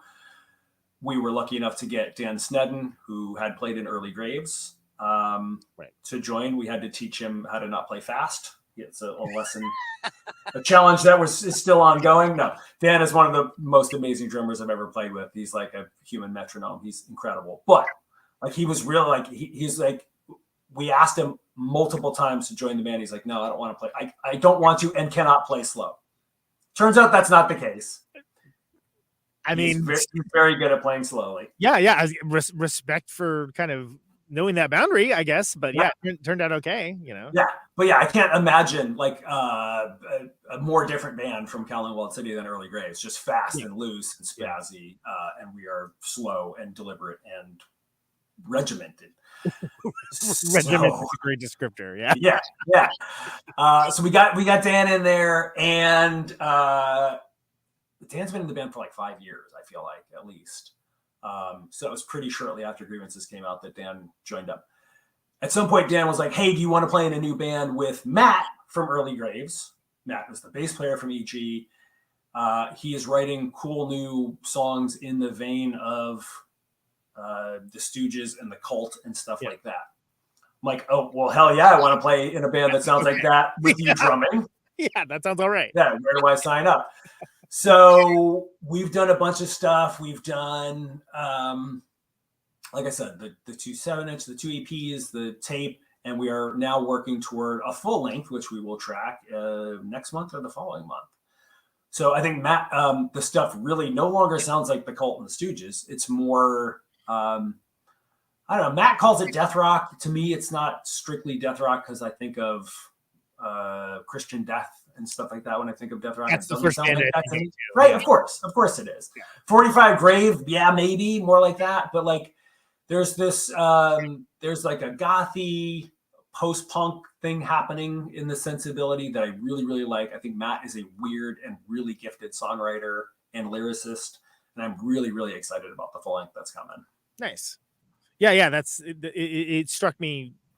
It was a very unique kind of sound, especially. I feel like maybe there are some more bands mining that territory now, but like when it was sort of like an in-betweener time for something that has like a little bit of like darkness that way, but isn't full on release the bats, Right. Right. If this were another like by the numbers Joy Division thing, I would not be on board. We've evolved past the need for Joy Division, I think, at this point. The original one was enough. We don't need 17 like mini Joy Divisions, certainly. And so while I think this isn't a world away from that, it's a more sort of just post-punk in general than Factory Records, New Order, Joy Division worship. Yeah, but I mean, like, not to say that it's unoriginal or anything, but it definitely, like, if you like those acts and like that aesthetic, whatever subgenre in the record store that they put it in, then like I think it's something that would be of note. It would be something that people would like for sure. So okay, and then when did Strangelight start spinning up? That's Strangelight was definitely pre-pandemic, so we've probably been a band for like 3 years. We've done a full length and a 4-song EP more recently. That just came out, I think, in December. Pretty recent, yeah. Or, it feels pretty recent. I don't know. Yeah, I think it was December. It's not that. Yeah, it's not that recent, but whatever. Right. It's That's during the pandemic. Time has lost all meaning. So who really knows? Yes. So anyway, Julia Lancer, I think Julia was the drummer in Kowloon post Jeff, but pre Dan. So she was in the band for about a year, and then she moved to Michigan to go pursue her coffee career. She moved back to the Bay, and like 12 years ago or something, she had played in a band with Nat Coughlin from Transistor and Trap Them, and they were called Strangelight, I think, at the time, but sort of that never took off. Nat moved from the East Coast to Oakland 12 or so years ago. They spun that thing back up with the idea of, resurrecting those songs and writing some new stuff. Julia asked me to come in, and then we drafted Tony Teixeira Tony's in a bunch of bands and has been in a million bands. He's was in Cobra Skulls, currently in Swingin' Utters, was in Western Addiction, a bunch, like he's one of those band dudes. I love playing in that band. I love playing with Julia. I love playing with like Nat and Tony are two very weird and interesting guitar players to play with. I love Nat's material. It's so fun to be in a van and in a band with those guys. We just like practice is like 30 minutes of playing songs and then 45 minutes of Simpsons riffs. Like it's the ultimate like sure, yeah. And like who wouldn't want to be in that band? I love it. Yeah, and you just did some dates like very recently. Yeah, we did like a little mini run. We played a show here in Oakland. Then we did, I think, Grass Valley, Portland, and Seattle. We got to play Bar House in Seattle, which is Ben Verrillen's spot up there. Yeah. I love that place so much. Definitely like instantly etched in the list of my favorite venues in the States. The staff there are amazing. The space rules. The shows have, I guess, like a hard stop curfew at 10 p.m., which for my old ass is perfect. Yeah, and that's a feature, not a bug. It rules, dude. Like, give me an early show every night of the week. And just the night that we played Seattle, Helms Ali were playing like a few blocks down the street. So a lot of people did come out to pregame at our show and then went to the Helms Ali show, which was perfect. It was awesome. That's great. Love it. I've never been, but I'm excited to go. We had dates in Seattle in March of 2020, but I think a thing happened and we weren't able to do that. But yeah, I've been when he was on this show, classic episode. He talked about it at length, and I guess I could have been more excited at the time, but I was like, wow, now I'm even like another level of excited to see this place. Yeah, so. It's super cool. And irrespective of the music stuff, the decor of the bar it's insane. It's crazy. Off the hook. Yes. Like, I don't think you need to care about literally any of the things we just talked about to be like, this place is off the chain. This is absolutely great. Go hang out there. It's right by the big Lenin statue in Fremont. Like you can take it all in one night. Yeah. It's great. I think I saw that on the old Instagram. It's fantastic, dude. Yes. So that brings. So there's one more thing I want to get. So Ian, I think what I want to do, if you're good with it, is that when we'll go through the new record just kind of song by song. For sure. And you can kind of give me remembrances. Sure, that works. Wow. There's a word in there somewhere. I knew what you're saying. Yeah, exactly. Thank you. Believe it. Yeah. Show 289. 8 years this month, people. Yeah, 8 years this month. And here I am making a new lexicon all the time. It's what I do. That's it. I'm defining new words. Webster's, take note. But we'll go through Piecework, which is still pretty. I mean, this is October, something like that. Yeah, it was late 21 for sure. I had time to throw it on my top 21 of 2021. Too kind, sir. I don't remember where it was, but the numbers are completely arbitrary. So, I remember it was like fallish. Yeah, October. You're right. I don't know why I felt the need to fact check you, but I also need to pull up the song title. So, just killing time, folks.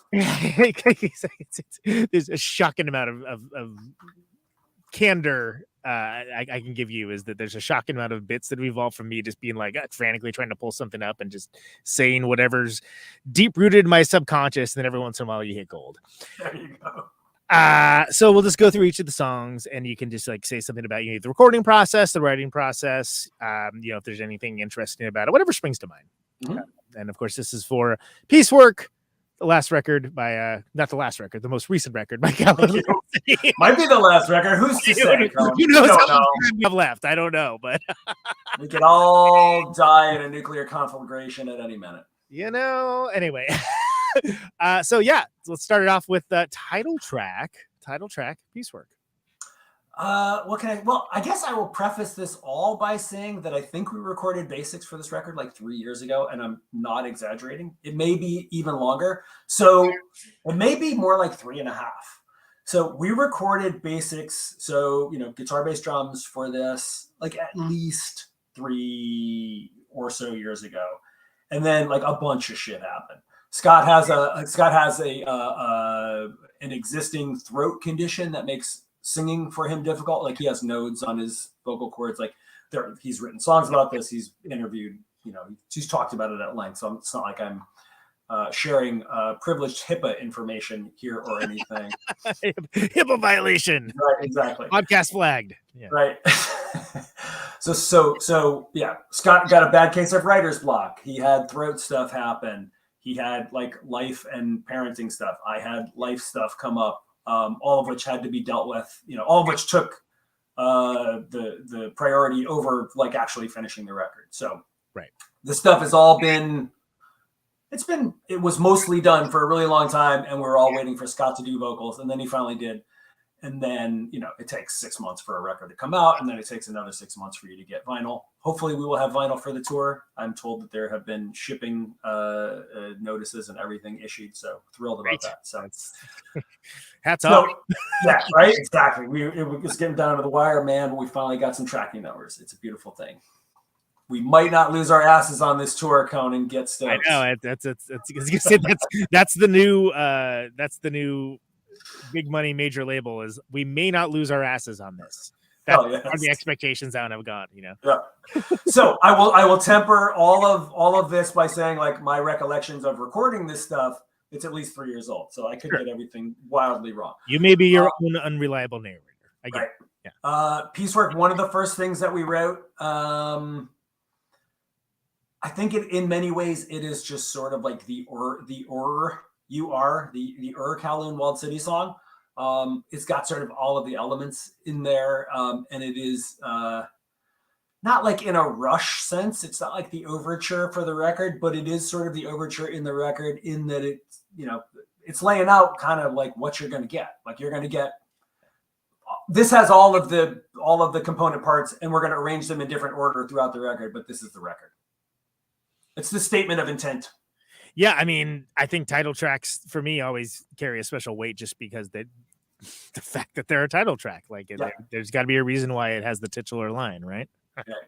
And so from a lyrical standpoint, a lot of the songs on this record, according to Scott, are about his grandparents who lived in rural Kentucky. And, Piecework is a reference to, when his grandmother would go to the shirt factory and get paid per piece. Like she would sew a collar on a thing and, that would be whatever it was, 5 or 10 cents. I'm not sure what the figure would have been, but that is the titular piecework of the title. Next up is Utopian. It's got one of my favorites, mostly because I feel like we do a little bit of a bait and switch. It's got this really gross, dissonant, like bowel loosening first note. Like it's descriptor, yes.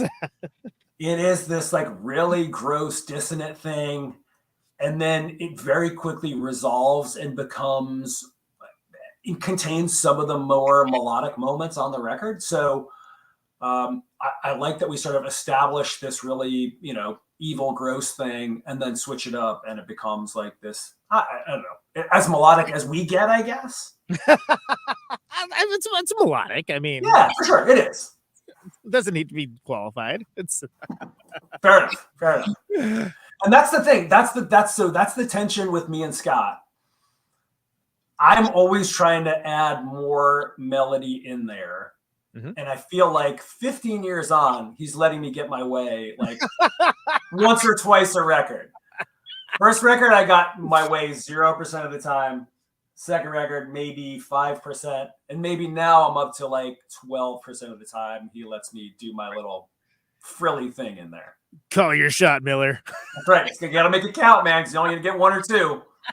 Yeah, exactly. So yeah, I think there's some of that in there. Oxygen Tent. Started with a drum figure. I think Dan and I may have come up with Dan may have come up with the drum figure, and there's nothing I like more than locking up with that dude. Like as a bass player, playing with a drummer like Dan who has incredibly good internal time is just so satisfying. And so it's super fun to play that figure up top. And my goal, as always, I heard there was a James Brown quote or something that like, I can't remember where I got this from, but my goal as the bass player is never to arrive at the downbeat before Dan does. So it's okay if I get there at the same time as him or slightly after him. But if I anticipate Dan hitting the downbeat, that's like no good. That's no bueno. And so with Oxygen Tent particularly, I am waiting. I am trying to like think like Robbie Shakespeare or, somebody like that and like be like a dub dude and get there at the last possible moment. Right. Oh, that's interesting. Okay, cool. I go into a very dub sensibility when playing this stuff because that is like, it's my major frame of reference for playing slow stuff, slow rhythm sectional stuff like this. I'm trying to think like a dub dude. Yeah. No, that makes sense. That absolutely makes sense. That's great. And I can totally hear that actually in there. You had a plan. You had a plan is a weird one. That is that the one that we call the Alice in Chains song? I gotta play this real quick. Make sure it's the one I'm thinking of. Yep, that's the Alice in Chains song. I would not have thought of that in a million years. I've never listened to Alice in Chains. Like I think I know the Man in the Box song, and that's it. But like, there's something about this song. So it's got this weird, like really long intro where Dan doesn't play anything for like 3 minutes. Yeah, and then it finishes like incredibly strong. So in my like. For me, I love the end movement of this. And I feel like it earns it. It's like we're doing this sparse indie rock riff for a long time. And then it finally builds into this relentless, heavy thing at the end. And I really love the way that Scott executes the vocals at the very end. It's super fucking cool. It's just so satisfying to play. But again, it's one of those things where I have to be incredibly deliberate about note spacing, note duration, rests, and all of that stuff, which is not that's not how I was brought up playing. I was brought up playing punk, so I'm sloppy. Yeah. I was trying to like be Steve Harris, but in a punk band. So I was trying to play as many notes as possible. So this is like the polar opposite. And I really am trying to like pull everything back and play as little as possible, which makes it interesting and incredibly difficult for me. That's interesting because it didn't sound labored or anything along those lines at all, but it's interesting. That is the goal. Yeah. I mean, you don't want it to sound like you're having a fucking hard time doing it, but believe me, this guy's in a rough go of it. that's not what you want. Yeah, that's not an idealized format for sure. That's great. Splicing. What can I say about splicing? Again, like Piecework, it's kind of like this is the mission statement. It's like this is the thing that we do. It's got really cool. One of the things that I appreciate about this, it's just the classic John Howell stuff where he's gonna do his bizarre inverted chord voicing, where he's doing like some sort of, you can't see my hands, most of you, but like he's doing some like 9-fret stretch to play some weird chord that shouldn't even exist. It doesn't exist on most guitars, but they're just so beautiful. And I think it probably is a lot of that Sparhawk, Gillian Welch type stuff that he does. And Unwound, like you called out the Unwound comp before. I think if I had to say, that's probably John's favorite band. So that's like in the DNA very deeply. Yeah, and why wouldn't it be? Right. One of my favorite American rock bands. Yeah. Yeah, like it's one of the best. But not in a way that like it's like, oh, these guys like Unwound. It's just like, oh no, that influence, it shows, but it's his own voice. So yeah. When we fall through the floor. Right. Yeah, this is another time I'm just trying to go like full dub mode, link up with Dan in the rhythm section and support those guys. Even though like I get a little feature here. I get to play like it's as close to a bass solo as I'll ever get. There's a figure. I would call it more of a figure than a solo, but yeah. There's like 2.5 seconds of only bass at the top of this song. And that's as close as I'll get to a feature at any point. So no, this is I really, really like this song. I feel like it could have gone, not that I'm trying to resequence the record, relitigate that, but it could have gone like as a single. I feel like it's super strong. And I just love so Jeff, as much as I like Jeff as a drummer, he did have a tendency to speed up. His internal meter just wasn't as good as Dan's. And with Dan's, it's funny because we play together so much. It's almost like we're fucking with each other and seeing who can hit the downbeat last. It's like you're daring each other. Yes, we're playing a game of chicken, and the idea is like who can lag harder, who can hit the downbeat later than the other guy. And fantastic. In that intro figure to When We Fall Through the Floor, it's like, yeah, I got to watch him, or I'll lose it. Like I'll end up out ahead of him because he's so deliberate about it, and it's challenging and it's very satisfying.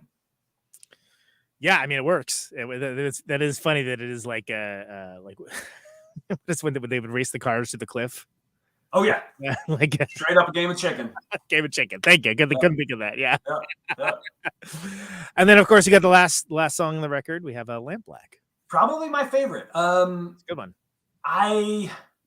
Yeah, this is one of those few times where we sort of like Scott let us be melodic, and there's like a major key change in there. I really, really like the lyrics. I really like the way Scott sings over it. Again, could have been a single. It's just probably. We're practicing a bunch right now. We're rehearsing for these shows. This is far. I'm not saying it's the best song that we're playing, but it's far and away my favorite song to play out of this batch.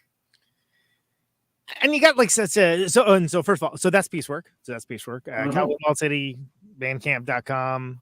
Go get it there. It's on Narot Recordings. And Gilead Media. Yeah, Gilead. I don't want to neglect them.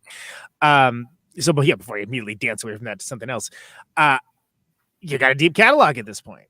Yeah. And you're playing some places that people have never seen you play. Yeah, we're playing some. I don't know. Is that stuff called the Upper Midwest? What are we describing that? It depends on who you ask. Hamtramck, Chicago, Indianapolis. Never played any of those markets. Rust Belt is satisfactory description for it. A lot of people around here would get upset over. People like getting upset about things that don't matter at all. For sure. But like, what else have we got? What else have we got these days except for getting upset at stuff that doesn't matter? Have you been on this thing called the internet? Yeah. But yeah, so you're playing new territory. You're playing places that Kowloon has never played before. You got this deep catalog. People have this emotional attachment to a lot of material, but there's only so many songs that you can practice and play, and you got to make difficult choices in some cases. So with the exception of the All the Bongs show, which you know exactly what the set list is going to be, how do you decide what stuff you're playing? It's a good question. I'm very excited to play the Bong show. I'm very excited to play the 420 container ship show because it's not going to be I will say, I'm not going to spoil it, but I will say it's not only going to be container ships. There will be some bonus material, and I'm very excited about that. To your other question, how do we come up with these sets? I try to stay out of those discussions. That's John, for whatever reason, John has become the set list guy. Okay. And I don't know how he ended up with that honor or responsibility, but like John and Scott will, like, you know, if I showed you the text thread, the band chat, it's mostly those guys like debating sets and song list order and stuff. Right. So I think that, you know, if you're wondering what you're going to hear, it's going to be almost entirely stuff from the John era. Yeah. So that's Container Ships On. It's going to be heavy on Piecework because that's the album that we're promoting. The new goddamn record. So yeah, the new goddamn record, and it's been out. I feel like it will have been out long enough that people will be able to familiarize themselves with the material. Like I don't know, like going to arena shows as a kid when you'd go to see Judas Priest and then they played the block of 4 songs off of the record either that just came out last week or wasn't coming out until a month from now. Like, that was such a bummer. It's like nobody wants to hear that. Like I understand what you're doing. Yeah. But I don't know those songs. I've never heard those songs. Oh man. Like you've had 6-7 months, hopefully long enough to familiarize yourself with Piecework. Hopefully you will not check out for the 4-song block that we're doing. Big extended bathroom break. Yeah. Right.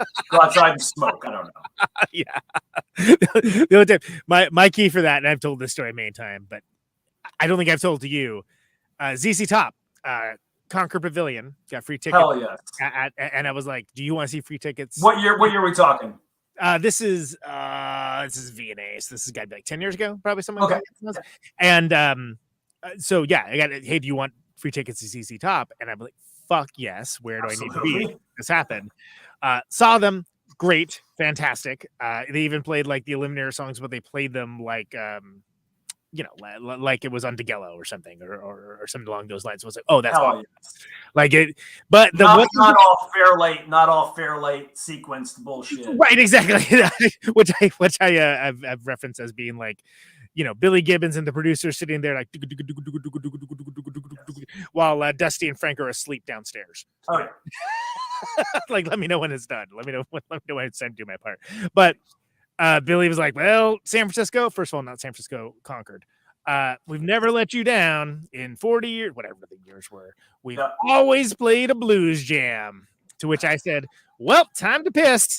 And I got up and went. And by the time I got back, the blues jam was over. So it was a successful event. Timed it perfectly. But yeah, I always think that we've never let you down in 40 years. We've always played a blues jam. You've never, or you've always? Always let me down. I can think of like 40 songs I would want you to play that are not a blues jam, and you're, you know, but Anyway. Manic Botanic, just being up front, just yelling for like obscure shit. Yeah, exactly. But yeah, I thought you might appreciate that. So anyway, Absolutely. Don't. I guess the moral of that story is don't play a blues jam, even if you've never come down before, right? All right. I'll let Scott know to cut the blues jam. I'll let John know to cut the blues jam. Notorious bluesmen, they are. All right, so last one of the last things. First of all, I would be disingenuous not to mention that I've been really enjoying your appearances on the Rigs of Dad podcast. Oh, thanks. That's been so much fun. Yeah, Ross reached out to me at some point during the pandemic. We just become friends on Instagram, and he knew I was a film nerd, and so yeah, we spun up this. Like he had the existing podcast already, and so yeah, I think. It's just been a blast chatting with Ross and other folks about movies. It's been awesome. And out of that, we've developed this friendship, and now Burial Waves, his band, is supporting Kowloon on a bunch of those East Coast states. So we're thrilled to have them, man. It all ties together. Yeah, it's one of the few shows about movies I actually enjoy listening to. High praise. Thank you very much. And I'm a pretty harsh critic, so but of course I like it because it's like, think about it, the fact that like where you guys are coming from and obviously where I'm coming from and whatnot. But I think it was surprising to me because I was familiar with the show, but I was like, oh, they're doing movie. They did a pivot. Like, what's happening now? They're doing movie stuff, and then I was like, oh, okay, right on. Why not? I mean, Ross is incredibly knowledgeable about film. Like I didn't know that about him, but he is deep into the stuff. And that's one of the things I like about it is it is very deep and detailed and comes from an informed place. It isn't just like messing around, right? Oh yeah, he's not just like, yeah, I like this, I don't like that. He's like, yeah, I like this editing thing here, and he's super knowledgeable. Yeah, and it's yeah, like I said, I've been enjoying it, and I'm stoked for that movie night extravaganza crossover, which I never mentioned on this show, and Forrest has brought up to me that I probably should start mentioning it because this show has, let's say a sizable more audience than that show. But yeah, we're gonna do a crossover episode for Spinal Tap, so that's hell yeah. That should help. That'll be like the I don't know, like I'm trying to think of like an old classic TV sitcom crossover. All I could think of was Flintstones and Jetsons, but that's exactly where my mind went. Is that amazing?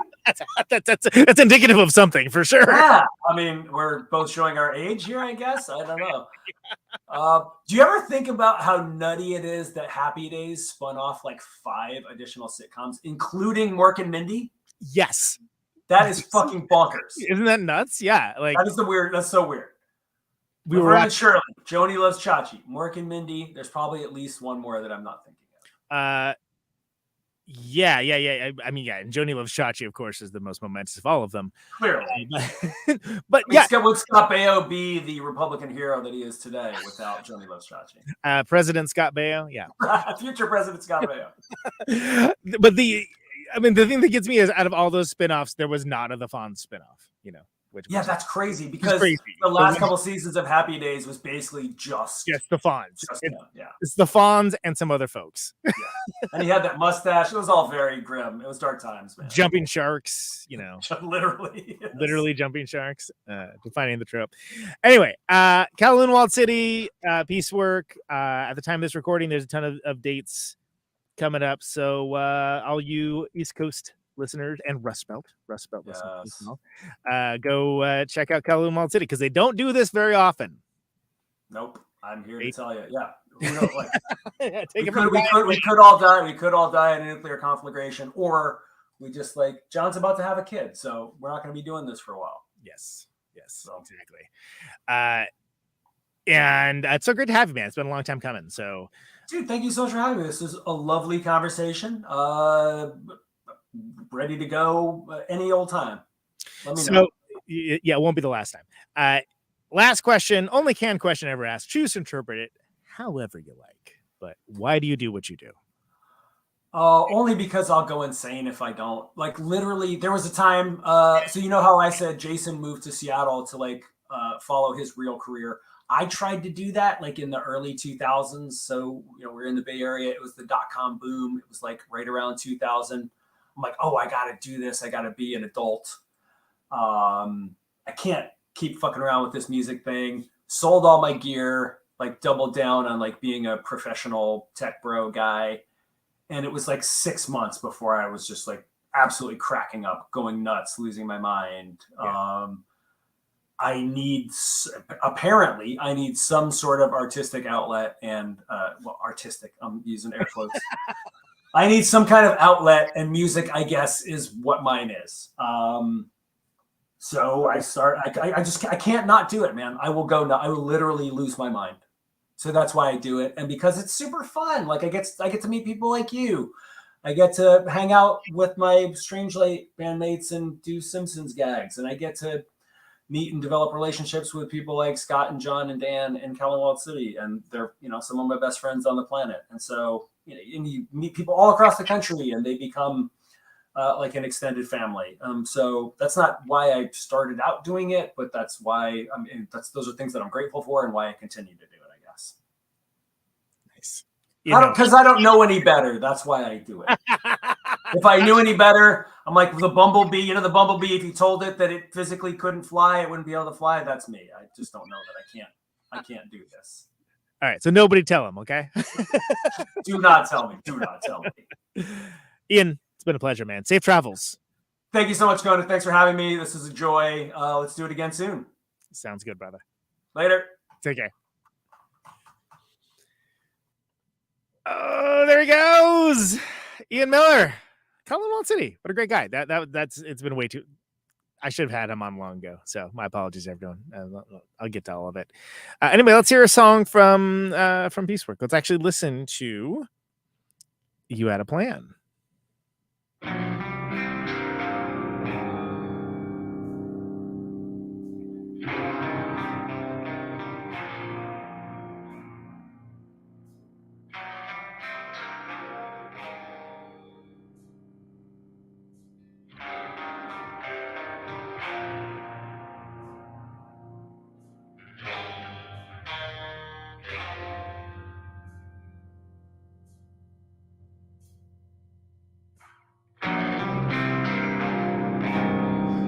Kick the tires, we're out of air.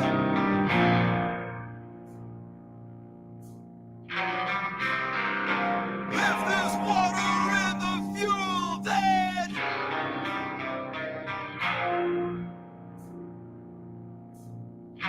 drop the bricks, then cut the rope. Call it out, west of north. Look up! Let's out in the sky! It moves slow!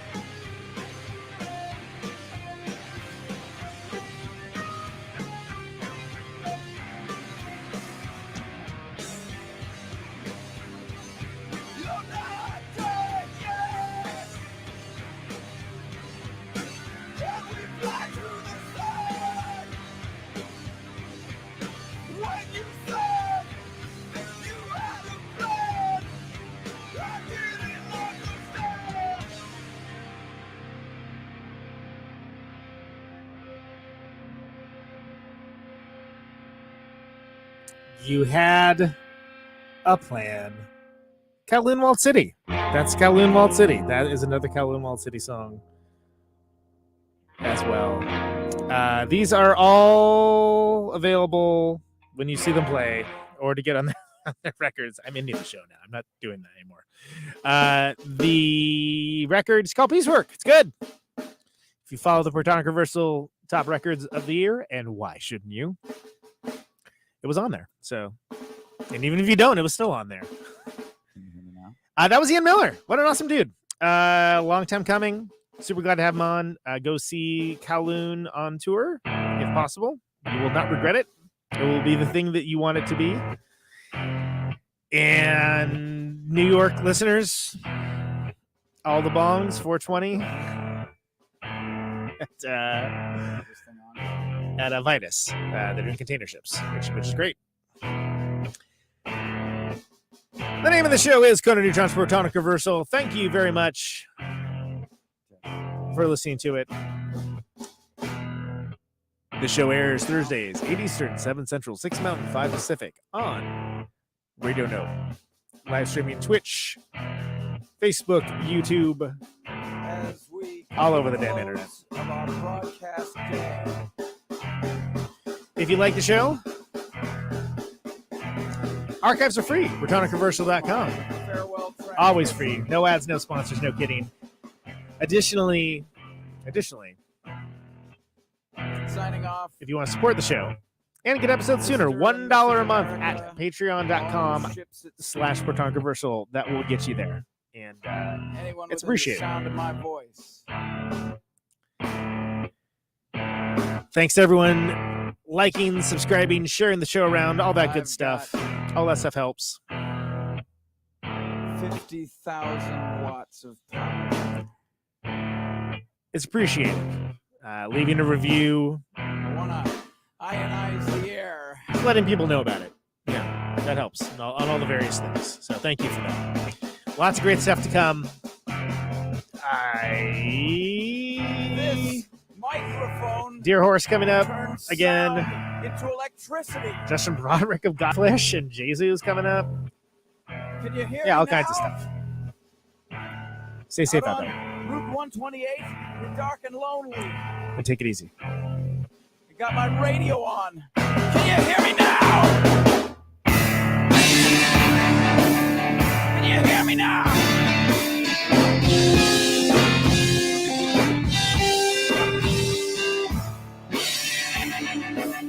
Can you hear me now?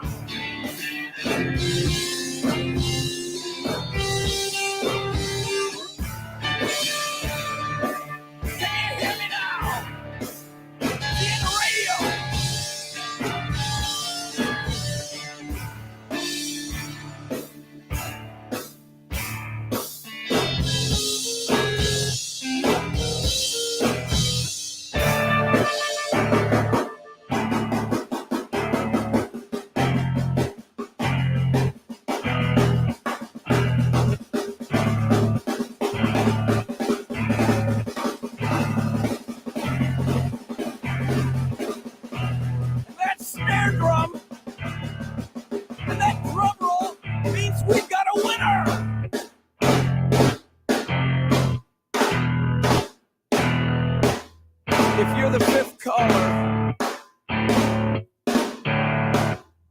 or any caller at all,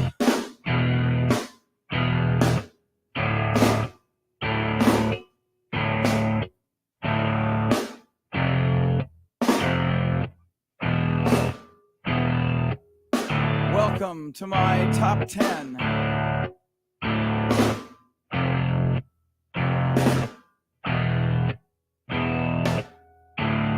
I'd like to thank our sponsor.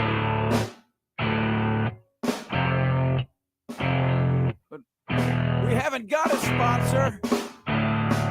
Not if you were the last man on earth. She was prepared to prove it. This one goes out to a special girl.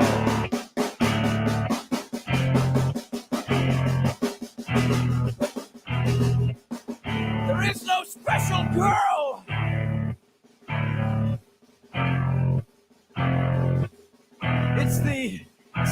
radio. The last announcer plays the last record. The last what? Leaves the transmitter. Circles the globe in search of a listener. Can you hear me now? Can you hear me now?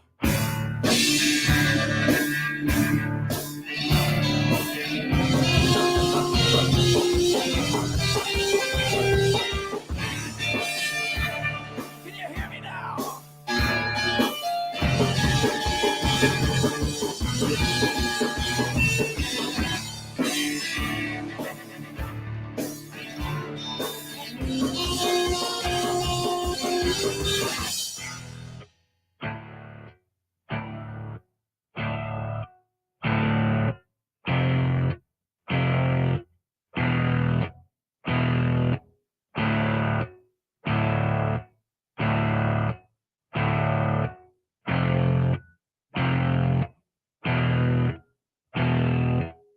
Is it really broadcasting if there's no one there to receive?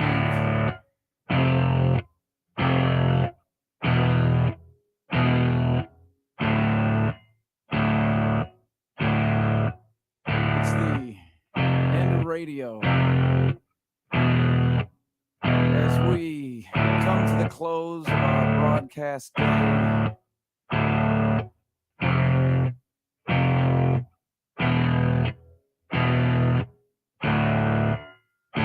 got my radio on.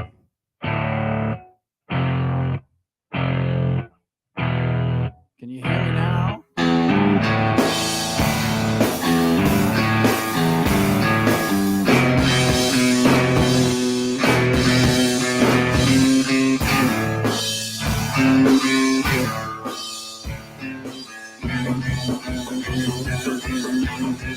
Can you hear me now?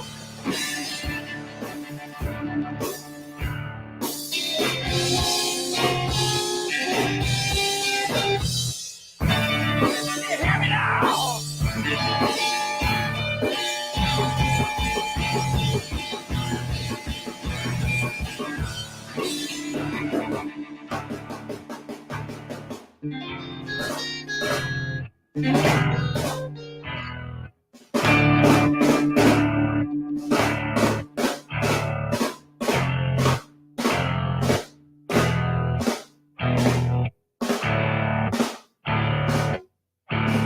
This is a test. If this had been a real emergency, hey! This is a real goddamn emergency!